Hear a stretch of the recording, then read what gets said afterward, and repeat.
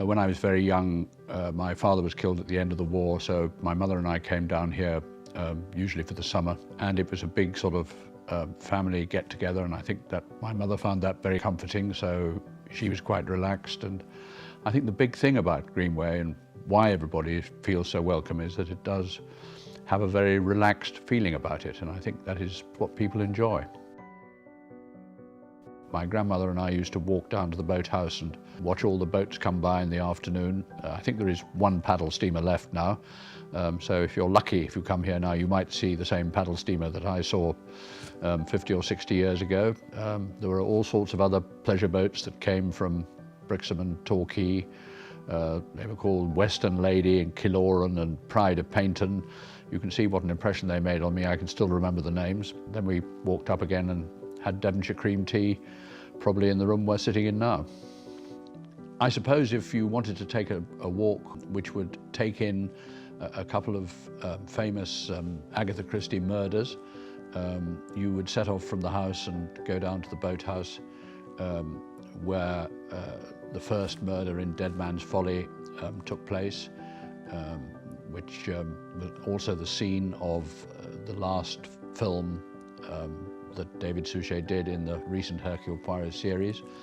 And then if you walk on your way back, you pass the Battery, where you get a beautiful view of Dittisham. To me, that's what Greenway is all about. A little bit of land and this beautiful little village the other side of the river. And that is where Amy S. Crail died in Five Little Pigs. So you can take a gasp at having paid your respects to two dead people and walk back to the house. The Camellia Garden at the relevant time of year, which is sort of any time really from February till early May, would probably almost supersede the boathouse as somewhere to go and visit.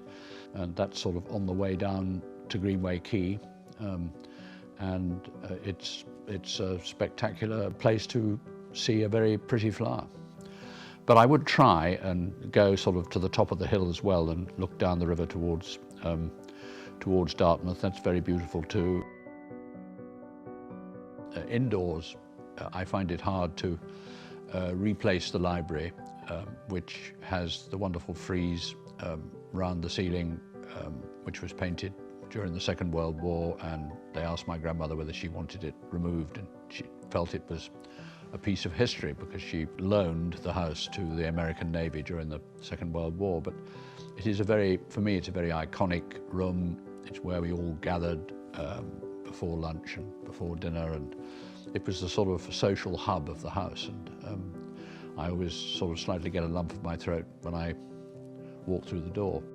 I don't think the National Trust has changed the property at all, really, apart from building a visitor centre where people can check in and things like, I mean, obvious things which any public visiting site has to do. But I mean, I think the beauty of the National Trust, and I suppose one of the reasons we chose the National Trust when we decided that we'd like the public to have access to it, is that the National Trust don't change places.